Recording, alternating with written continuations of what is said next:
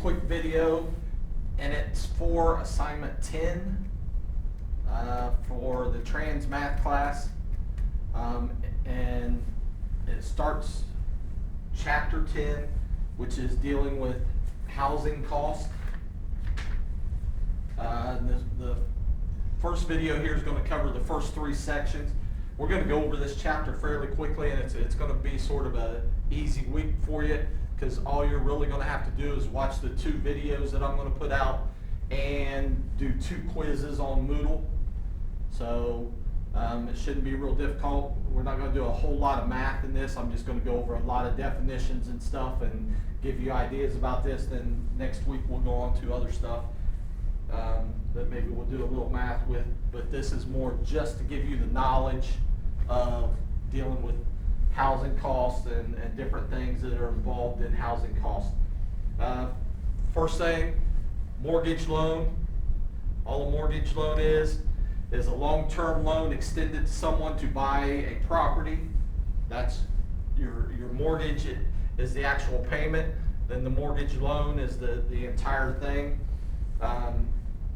When you secure a mortgage loan, what you're doing is you're telling the bank or the finance company or whatever that you're going to pay the rest of it off, whatever the rest of it is, after you secure that loan.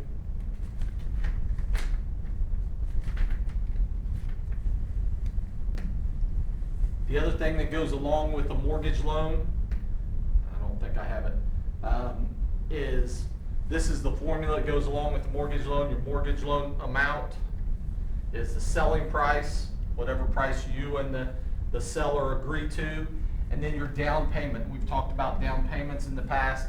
It's going to be some percentage, all right? Most of the time when you're doing some kind of mortgage loan, the bank or the lending institute wants at least 20% down. So if you're doing a mortgage loan through a bank and they want 20% down and you're going to pay $100,000 for the house, that's the selling price. Well, they want 20% of that up front, so you got to come up with $20,000. Now there's certain loans that you can get where they will take less than that or whatever, but a lot of times that means that your interest rate's going to be higher on your loan and so on and so on. So when you go to buy a house, one thing you might want to do here while you're still young is make sure you're saving money so that when you go to buy a house, you have plenty of money to put down.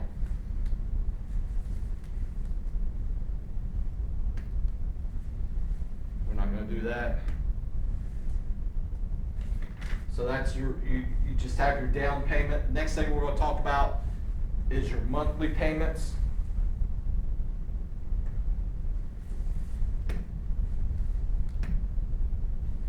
Monthly payments and interest and closing costs. Closing costs are something, and we'll talk a little more about closing costs. There's a couple of websites that I'm going to go to during this video that shows you some of the closing costs.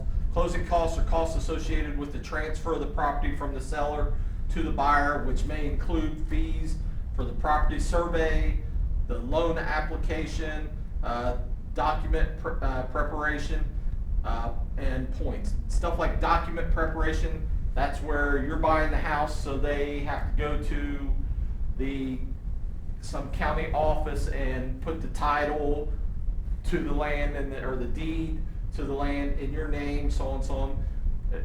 This is all stuff that you get charged for during this time when you're trying to take out a mortgage. You're trying to secure a mortgage loan.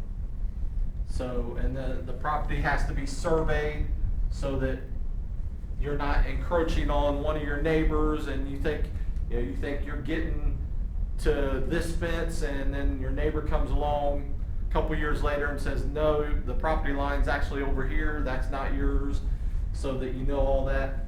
And it's also, they go through and they make sure that there's no liens on the property. So in other words, the person who's trying to sell it, doesn't owe a whole bunch of money on it, or somebody else actually has it as collateral for some other loan that they took out, and so then they can't really sell it to you. Points, should mention this. Points are something that the lending institute or the bank, depending on where you're getting it, that they might add to the loan, and that's one of those things that goes back to what I said a minute ago about the if you're putting less than 20% down, they may add points to the loan, and that's like it's a percentage. Each point usually counts as 1%. So if they add 3 points to your loan, that means they're adding on 3% to the loan for whatever reason. So you got to watch out for that. They sort of change, they use a different term there, and sometimes that confuses people when they go in to try to secure a mortgage loan. Total closing costs are the sum of all of them. You got all these different closing costs, and again, we're going to talk about them here in a minute. There's all kinds of different closing costs that you have, and you really got to watch. Sometimes if you're the buyer, then sometimes you can get the seller to pay the closing cost. A lot of times the closing costs are just put in as part of your loan. So if the closing costs are $8,000 and you're paying $100,000 for the house, then you're going to end up with a loan for $108,000. You can put those closing costs into the principal of the loan. Remember, principal is just the total amount of the loan. Points, I talked about this.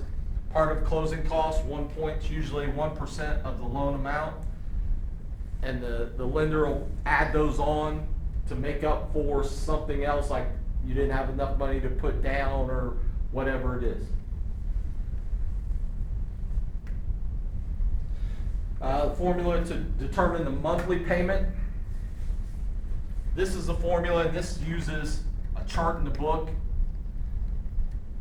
And you're not going to have that book for the rest of your life, so it's probably not a good thing. But again, we've talked about this. If you go to get a mortgage loan, the banker that's sitting there is going to give you some estimate of what that monthly payment's going to be. We talked about this when we just talked about taking out loans. So they have this chart on their wall, and they look over at it or on their desk, and they look at it to give you a rough estimate of what that monthly payment's going to be, so that you know if you can afford it or not. Another thing that I want to say here, when you're figuring out your mortgage, and I'll probably say it later also, or any kind of rent, whether you're renting a place, leasing a place, whatever it is, when you're figuring this out, your mortgage or your rent or whatever you're doing, your housing cost, total cost, not just the mortgage payment, but everything that's going to go into it, should be no more than 35% of your total income. So you go into a bank and they tell you that, yeah, you can afford this. You need to know if it's more than 35% for all your bills and everything that go into upkeeping that house and your monthly payment for your mortgage. If it's more than 35% or even getting close to 35%, it's going to put a strain on the fact that, or whether you can actually get it paid every month or not. This is another formula. This is a formula that you'll probably actually want to use when you're out in the real world to calculate your monthly payment on a mortgage loan. P stands for the principal, so that's how much you're taking out the total loan for. R stands for your rate, your interest rate. R again stands for your interest rate. N in both these places stands for the total number of payments. So if you take this loan out, and most mortgage loans are 10 years, 15 years, 20 years, 30 years, it's one of those probably. All right, you take out that mortgage loan, let's say you take it out for 20 years, then what you got to do for your number of payments is you take 20 times 12, which is 240. So that's what N's going to be. You're going to make a total of 240 payments towards that mortgage loan. And then on the bottom, R is your rate again, N, same thing as over here, so on, so on. So that's the formula that you would use to sort of calculate what your monthly payment should be on this mortgage loan. We've talked about when you're paying something back, like a mortgage loan earlier this year.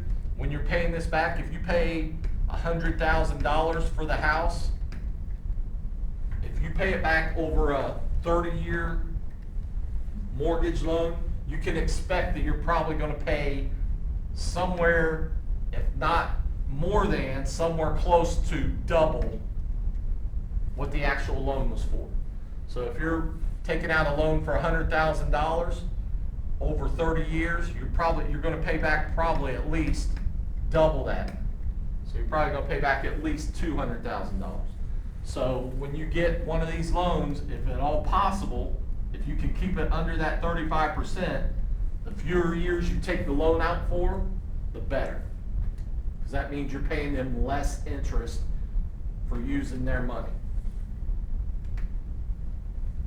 When you know your monthly payment, you can calculate the total amount paid over the life of the loan. So once you know your monthly payment, if you're paying $1,000 a month and you're paying for 240 months, that'd be 20 years. You just multiply those two, and that's telling you that you're paying back, if we just add 3 zeros to this, you're paying back $240,000. So that's the total amount that you're paying back. Then if we come down here to find the interest that they're charging us over that 20 years of that loan, we can take the amount paid, which would be $240,000, minus the amount of whatever your principal was, whatever that total amount of the loan was at the beginning. And that'll tell you how much interest you're paying to that finance company or that bank. So again, this same formula, I don't know, I'm not sure why I got it on here twice. Closing cost, I'm going to try to click on this. Hopefully I don't get in trouble for using somebody else's website here, but what you can do is just, use your common sense. If you're going out to do something like this, do a little research and make sure that you know what different things are before you just go in there and let them, just randomly start charging you stuff. Different things that go in: closing costs, application fees, the appraisal of the land. The bank does an appraisal because if you're going to pay $300,000 for a house that's only worth $100,000, they're not going to give you a loan. The attorney's fees, you got to have an attorney to review all the documents and all the stuff. Closing fee or escrow fee. Escrow is something that the bank keeps as far as escrow oversees to make sure that you're not going to default on the loan and stuff. Courier fees, that's a fee for running the paperwork from one place to the courthouse or wherever, the documentation, all that stuff. Credit report, they got to run a credit report on you, make sure that you actually have a job and everything. Escrow for property tax and mortgage insurance. They're going to they want to make sure that you're paying the property tax and you're paying insurance on your property, because if the house or whatever it is burns down or gets, for some reason gets destroyed, they want to know that they can get their money back. Other things, home inspection, they're going to inspect it just to make sure that a month from now, you're not gonna find out it's got black mold in it and the house has to be torn down. Transfer fees, lender's policy, title insurance, lead-based paint inspection. They're gonna do an inspection on stuff like that, make sure there's no lead-based paint.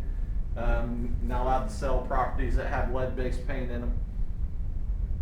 Or asbestos, all that stuff's gotta be gone.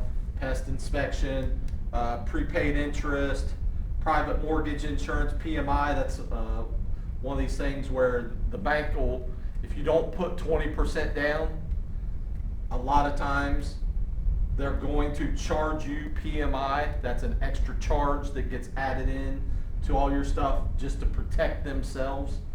Property taxes, recording fees, survey fees, title company, title search to make sure, again, there's no liens on the property.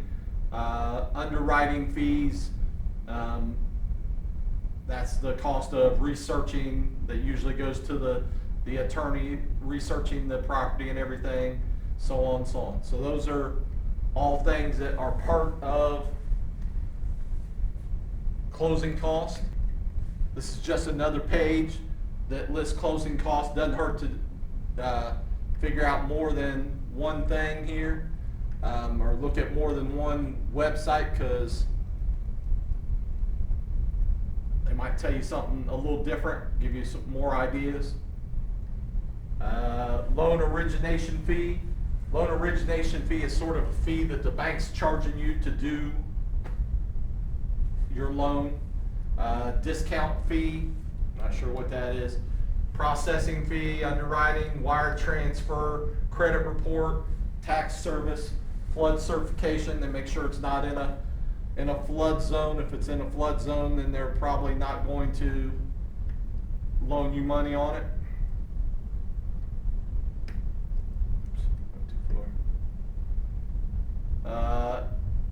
Escrow, signing, so on and so on. Recording, homeowner's insurance premium. The first year, they want the first year up front so that if the house burns down right away, they know that they're going to get their money.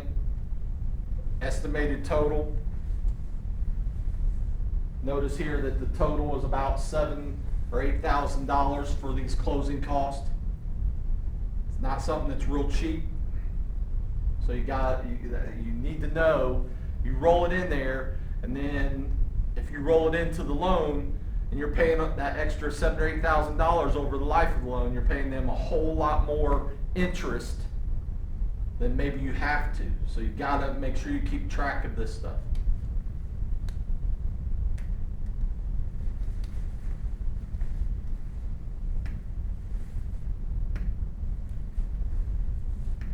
Again, we're not doing this assignment, so don't even look at that. All you're going to do is you're going to do the quiz that's under on Moodle underneath this, so don't worry about any pages out of the book or anything. You're just doing the quiz, and I just wanted to give you that information so that you have some idea about mortgage and all the different things that go into it.